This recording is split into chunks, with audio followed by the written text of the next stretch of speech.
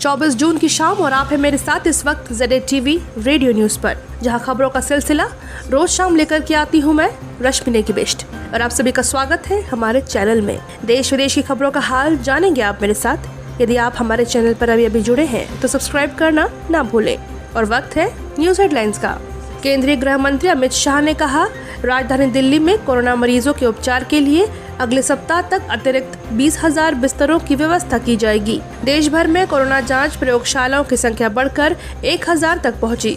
तमिलनाडु सरकार ने आज से मुद्देरे में 7 दिन की पूर्णबंदी लागू की। रक्षा मंत्री राजनाथ सिंह ने कहा, भारत और रूस के संबंध विशिष्ट रणनीतिक साझेदारी पर आधारित है।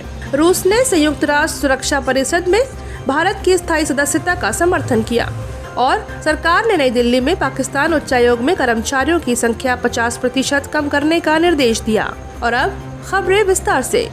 केंद्रीय गृह मंत्री अमित शाह ने कहा कि दिल्ली में अगले सप्ताह तक कोविड संक्रमित रोगियों के लिए अतिरिक्त 20,000 बिस्तरों की व्यवस्था की जाएगी। उन्होंने कहा कि दिल्ली के छतरपुर में राधा स्वामी व्यास में 10,000 बिस्तरों का कोविड देखभाल केंद्र इस महीने की 26 तारीख से काम शुरू कर देगा। दिल्ली के मुख्यमंत्री के पत्र के उत्तर में यह जानकारी दी। उन्होंने शाह के गृह मंत्रालय राधा स्वामी व्यास में कोविड देखभाल केंद्र के संचालन का दायित्व भारत तिब्बत सीमा पुलिस को सौंप चुका है। गृह मंत्री ने कहा कि 250 ICU बेड सहित 1,000 बिस्तरों का कोविड अस्पताल अगले 10 दिन में तैयार हो जाएगा।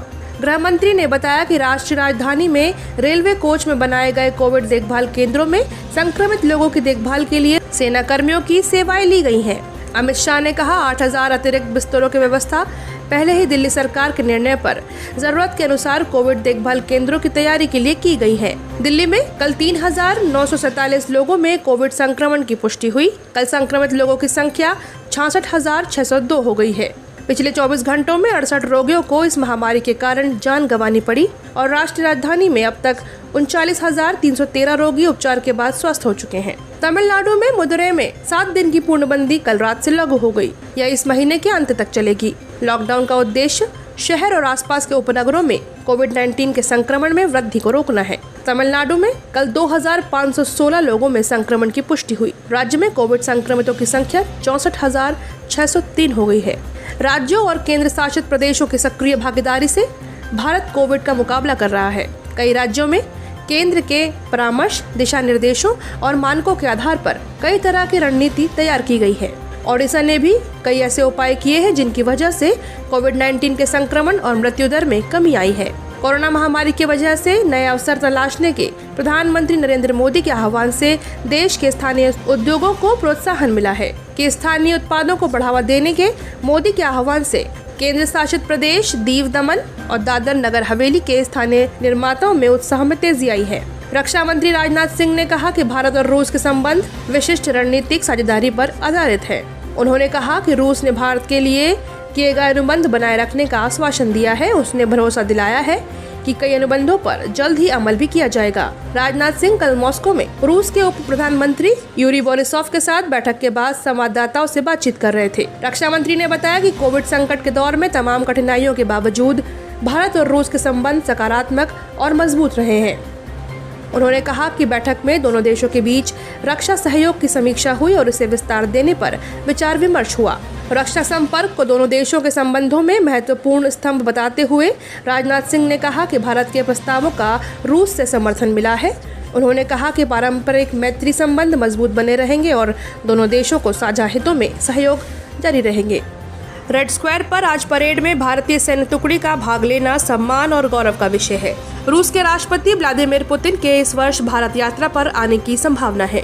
रूस ने संयुक्त राष्ट्र सुरक्षा परिषद में स्थायी सीट के लिए भारत के दावे का समर्थन किया है।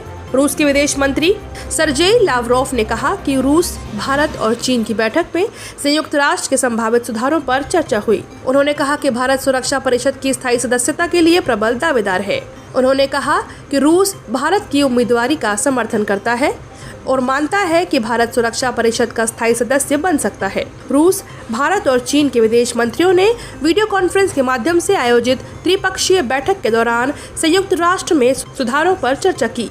सुरक्षा परिषद में 5 स्थायी और 10 अस्थायी सदस्य हैं। भारत को हाल ही में 2 साल के लिए संयुक्त राष्ट्र सुरक्षा परिषद के अस्थायी सदस्य के रूप में चुना गया है।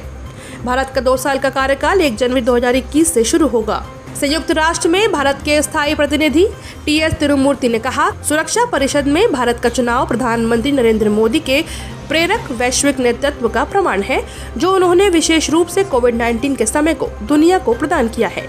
भारत ने नई दिल्ली स्थित पाकिस्तान उच्चायोग में कर्मचारियों की संख्या 50% कम करने का निर्णय लिया है। इसके विपरीत उनके व्यवहार में सीमा पार हिंसा और आतंकवाद का समर्थन निहित रहता है। मंत्रालय ने हाल ही में पाकिस्तान में बंदूक की नोक पर 2 भारतीय अधिकारियों के अपहरण और उनके साथ दुर्व्यवहार का हवाला दिया। विदेश मंत्रालय ने कहा कि यह घटना दर्शाती है कि इस दिशा में पाकिस्तान किस हद तक जा सकता है। भारत लौटने के बाद अब अधिकारियों ने पाकिस्तानी एजेंसियों के बर्बर व्यवहार का ब्यौरा दिया।